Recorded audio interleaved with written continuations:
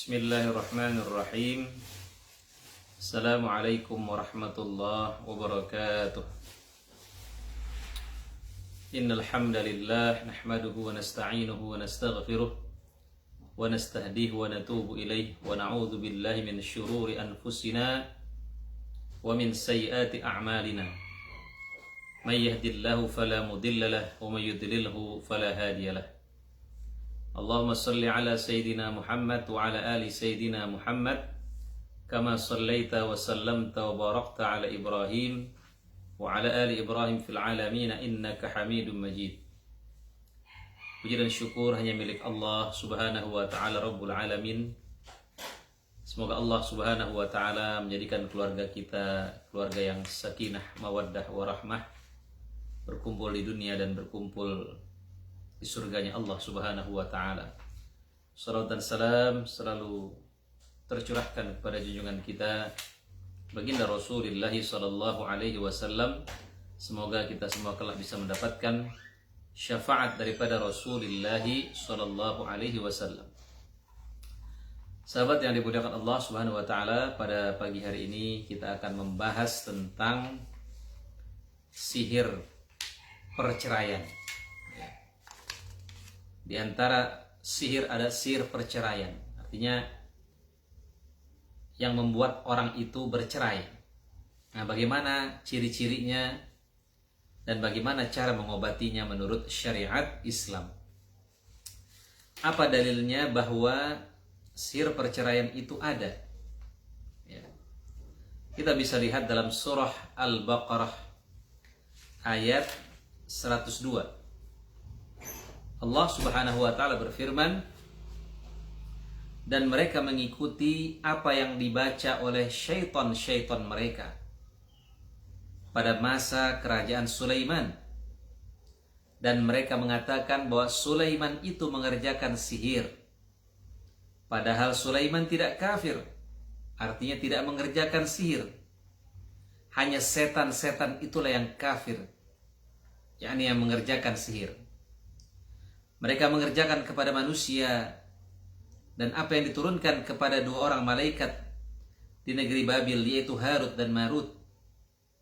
Sedang keduanya tidak mengajarkan sesuatu kepada seorang pun sebelum mengatakan, sesungguhnya kami hanya cobaan bagi kamu, sebab itu janganlah kamu kafir. Maka mereka mempelajari dari kedua malaikat itu apa yang dengan sihir itu mereka dapat menceraikan antara seorang suami dengan istri. Dan mereka itu, para ahli sihir, tidak memberi mudarat dengan sihirnya kepada seseorang pun kecuali dengan izin Allah. Dan mereka mempelajari sesuatu yang memberi mudarat kepadanya dan tidak memberi manfaat. Demi sesungguhnya mereka telah meyakini bahwa barang siapa yang menukarnya, menukar kitab Allah dengan sihir itu, tiadalah baginya keuntungan di akhirat. Dan amat jahatlah perbuatan mereka menjual dirinya dengan sihir, kalau mereka mengetahui. Jamaah yang dimuliakan Allah Subhanahu wa taala. Kemudian juga hadisnya, ya, jadi salah satu prestasi terbesar bagi syaitan, bagi iblis, ya, ketika dia bisa menceraikan, ya, menceraikan pasangan suami istri. Ya. Apa hadisnya? Dari Jabir radhiyallahu anhu, ia berkata, telah bersabda Rasulullah sallallahu alaihi wasallam, sesungguhnya iblis meletakkan singgasananya di atas air. Kemudian dia mengutus tentaranya. Maka yang paling dekat kedudukannya di antara mereka kepadanya ialah yang paling besar fitnahnya. Salah seorang di antara mereka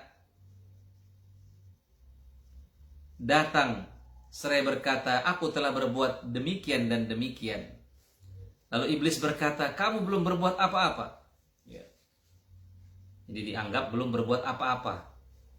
Misalnya ketika iblis itu menggoda orang untuk tidak sholat dan lain sebagainya, ya.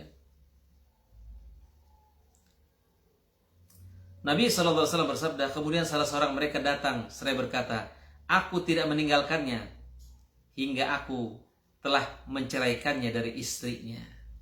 Nabi SAW bersabda, kemudian iblis mendekatkannya kepadanya seraya berkata, ya kamu, ya, berkata, aku melihatnya. Nabi SAW bersabda, kemudian dia menjadi pembantu setianya. Jadi begitu anak buah daripada iblis ini, ya, berhasil menceraikan, ya, maka dia dianggap sebagai pembantu setia iblis. Iblis itu kan cuma satu. Iblis itulah yang mendapatkan janji dari Allah bisa hidup sampai hari kiamat. Itulah iblis. Sedangkan anak buah daripada iblis adalah syaitan, yang terdiri dari golongan jin, ya, syayatinul jin wal ins, setannya jin dan setannya manusia. Jadi syaitan bisa dari golongan jin, bisa daripada golongan manusia. Jadi kalau ada manusia, ya, yang membuat seseorang itu menjadi bercerai, maka dia adalah syaitan. Dia menjadi pembantu setia syaitan. Jamaah yang dimuliakan Allah Subhanahu wa taala. Apa itu sihir perceraian? Ya. Di sini dijelaskan, sihir perceraian ialah perbuatan sihir untuk menceraikan antar suami dan istri. Ya, atau untuk menimbulkan kebencian dan permusuhan antar dua orang sahabat atau antar dua mitra, ya. Jadi perceraian, jadi sihir perceraian ini, ya, jadi menimbulkan kebencian antara suami dan istri atau antara sahabat, ya. Tidak harus antara suami dan istri, ya. Bagaimana jenis-jenisnya? Ya. Jenis-jenisnya, yang pertama, pemutusan hubungan antara seseorang dengan ibunya. Bisa dengan ibunya, ya, dia dibikin ribut sama ibunya, ya. Padahal berbakti kepada orang tua adalah pahalanya luar biasa, ya. Sampai-sampai Rasulullah SAW bersabda, al jannatu tahta aqdamil ummahat, surga itu di bawah telapak kaki ibu. Ridallah fi ridal walidain, ridha Allah berada pada ridha orang tua. Wa sukhtullah fi sukhtil walidain, dan murka Allah berada pada murka orang tua. Ketika ada seseorang bertanya kepada Rasulullah, man ahaqqun nas bihusni sahabati, ya, bihusni sahabati, siapa orang yang paling berhak saya berbuat baik kepadanya? Ummuka, kata Nabi, ibumu. Qultu thumma man, kemudian siapa lagi ya Rasulullah? Ummuka, ibumu. Qultu thumma man, kemudian siapa lagi ya Rasulullah? Ummuka, ibumu. Tapi dia dibikin ribut sama ibunya. Dibikin orang itu tidak berbakti kepada orang tuanya. Padahal Rasulullah bersabda, raghima anfu rajulin man adraka walidayhi 'indal kibar wa lam yadkhulil jannah.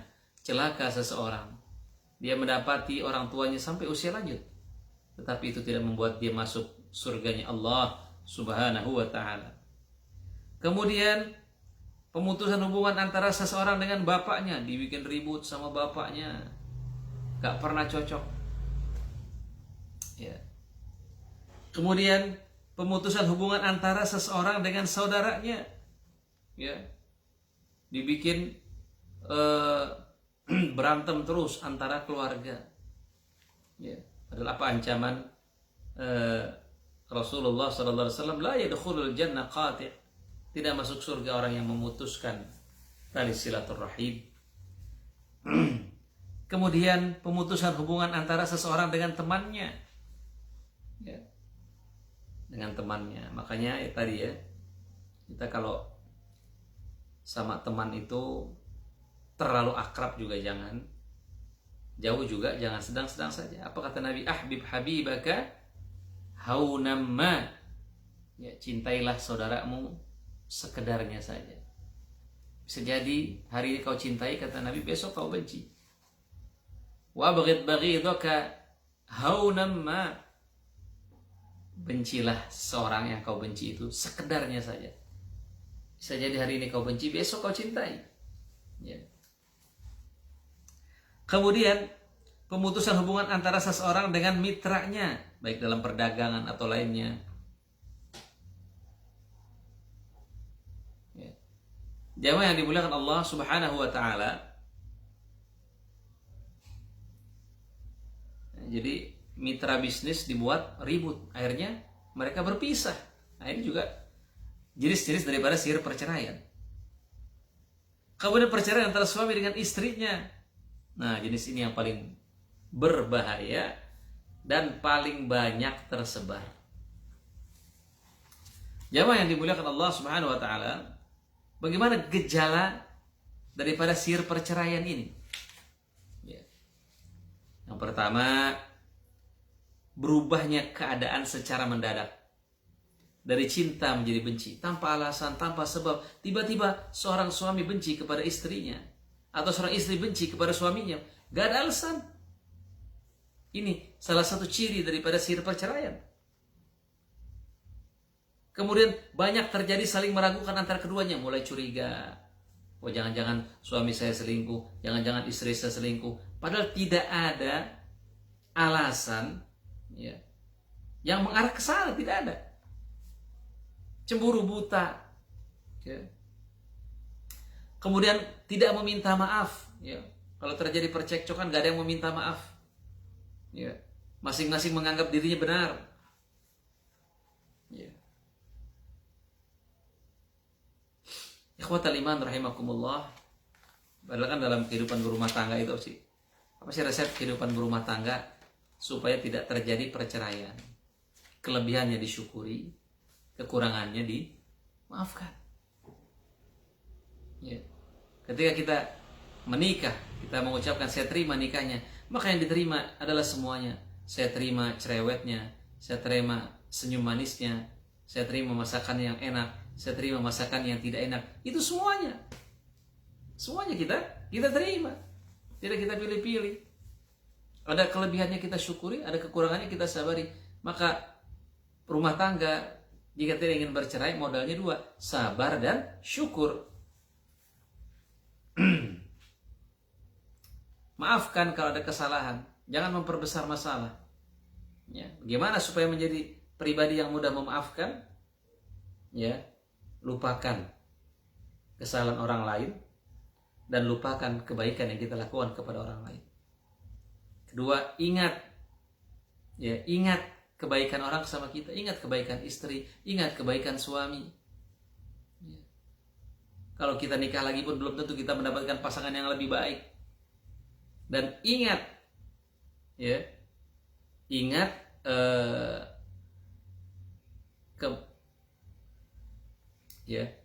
juga kesalahan kita sama orang lain. Kalau istri kita punya salah, bukankah kita juga punya salah? Kalau suami kita punya salah, bukankah kita juga punya salah? Saling mengingat kesalahan. Ya. Ikhwatal iman rahimakumullah. Kemudian memperbesar sebab perselisihan, sekalipun sangat sepele. Memperbesar. Cuman mungkin si istri lupa naruh kaos kaki di mana, suaminya mau pergi kerja sampai mengancam cerai. Cuman lupa bikin kopi sampai mengancam cerai dan lain sebagainya. Padahal hanya masalah-masalah sepele. Ikhwatal iman rahimakumullah. Kemudian terbaliknya gambaran seorang suami di mata istrinya dan sebaliknya, sehingga seorang suami melihat istrinya sangat jelek padahal dia cantik, ya. Tapi disihir, dibuat istrinya itu jelek sekali, ya. Kemudian selanjutnya, orang yang tersihir membenci setiap perbuatan yang dilakukan oleh pihak lain atau pasangannya. Pokoknya dia benci. Mau benar itu perbuatan dia benci, tidak objektif lagi. Ya, karena sudah dirasuki oleh syaitan. Semua yang dilakukan oleh istrinya tidak bagus. Semua yang dilakukan oleh suaminya tidak pernah dia syukuri. Tapi kalau orang lain, wah Masya Allah.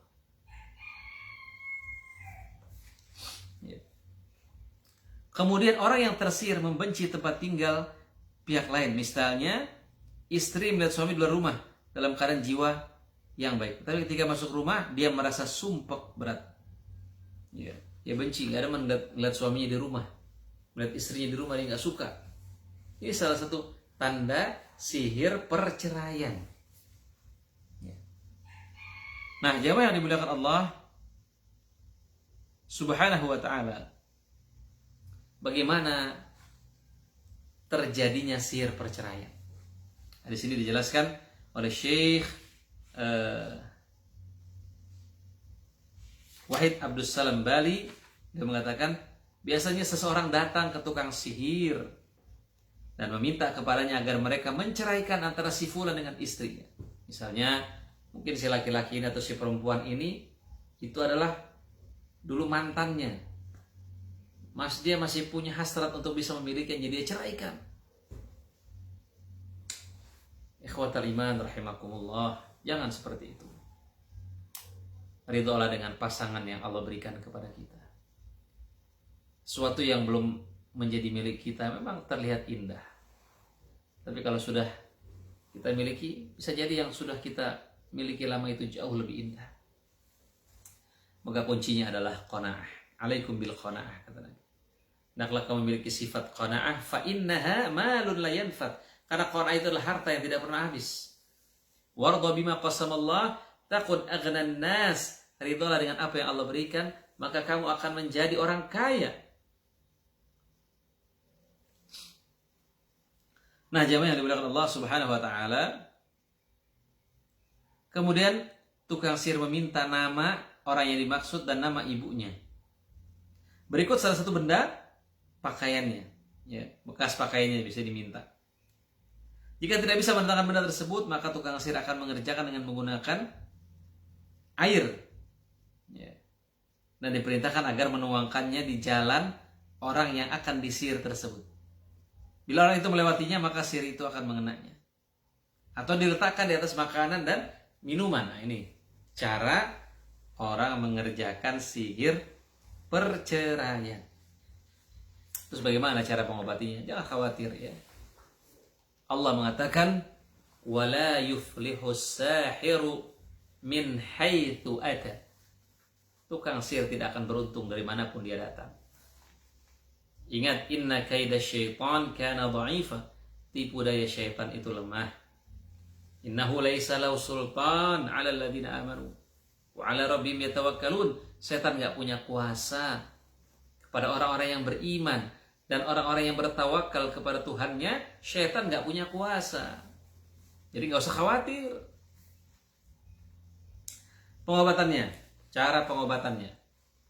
Ya, ini menurut Syekh Wahid Abdus Salam Bali, salah seorang pakar, ya, pakar ruqyah, ya, dari Mekah.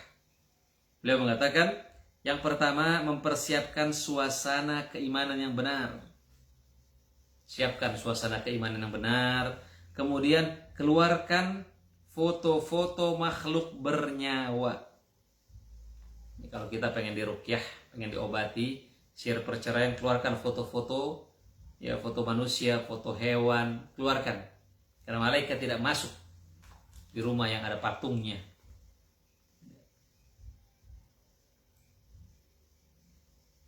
Ya, dari rumah orang yang Anda obati agar malaikat masuk.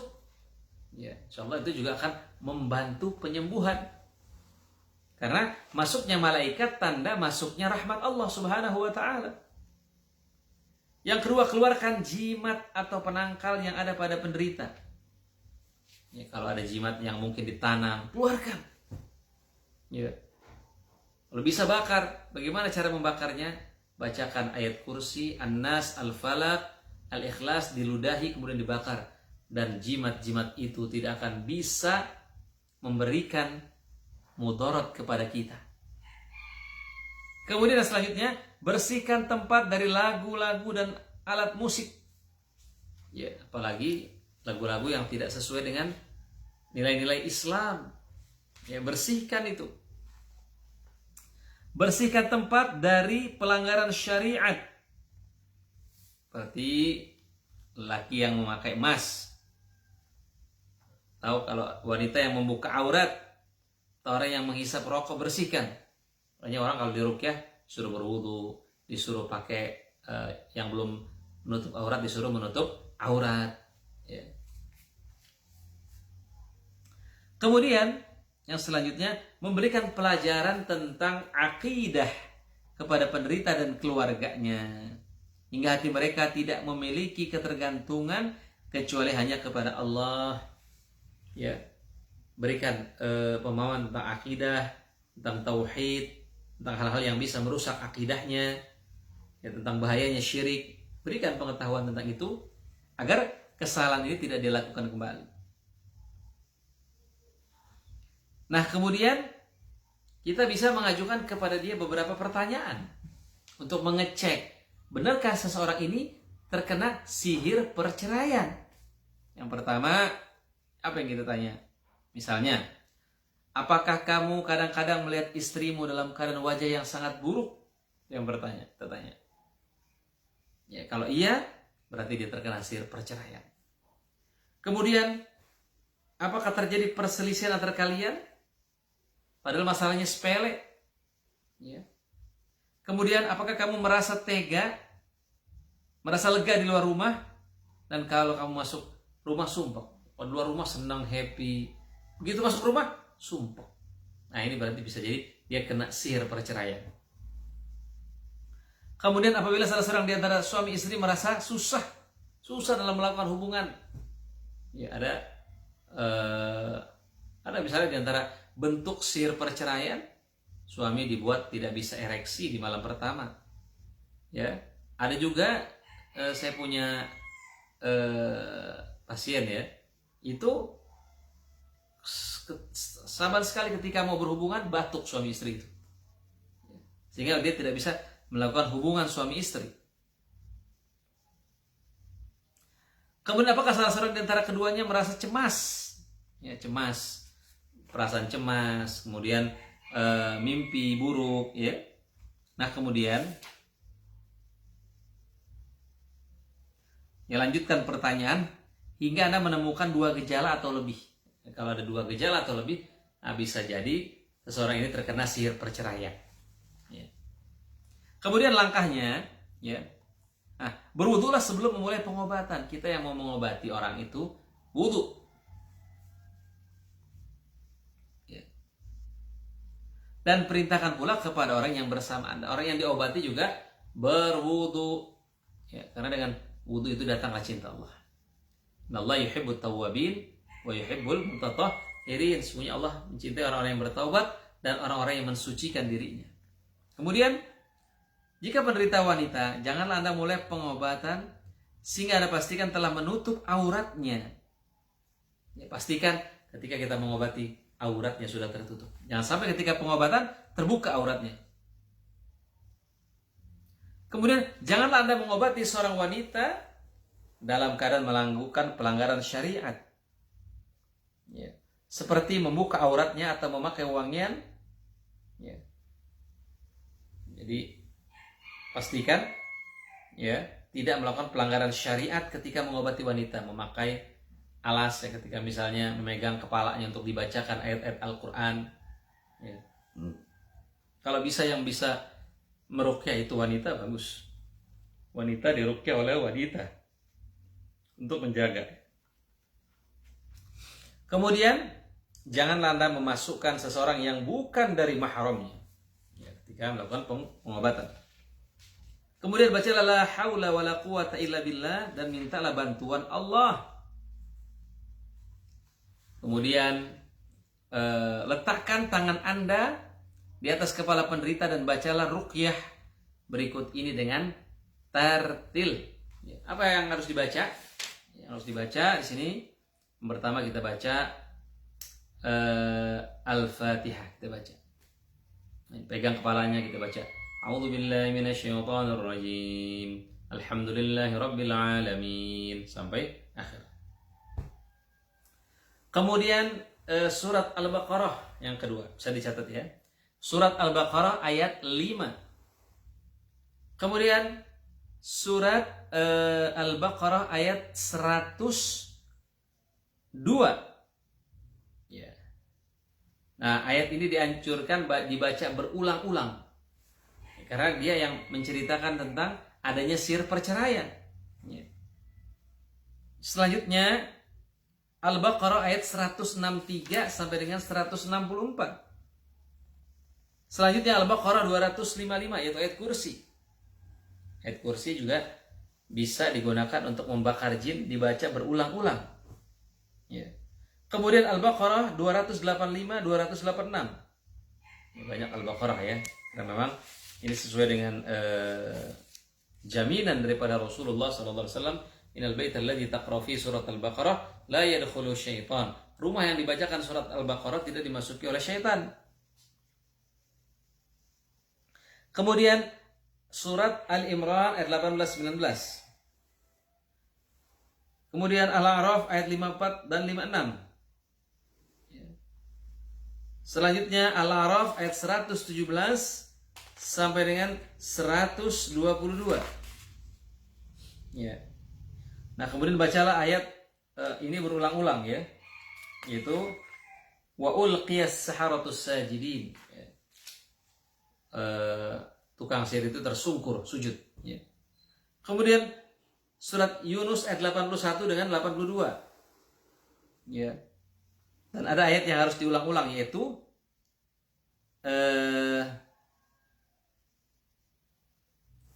innama sona'u kaidus sahir wa la yuflis sahiru haitsu ata.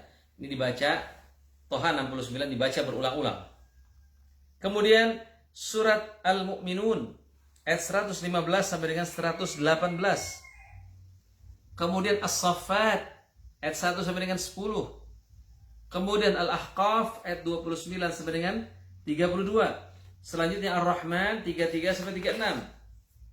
Selanjutnya Al-Hasyr 21 sampai dengan 24. Kemudian surat Jin ayat 9. Kemudian surat Al-Ikhlas, lalu surat Al-Falaq, kemudian juga surat surat Al-Falaq dan surat An-Nas. Nah, jamaah yang dimuliakan Allah Subhanahu wa taala,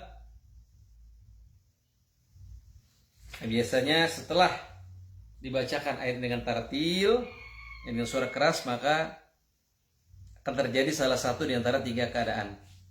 Jadi yang pertama, si penderitanya ini mengalami kesurupan ya.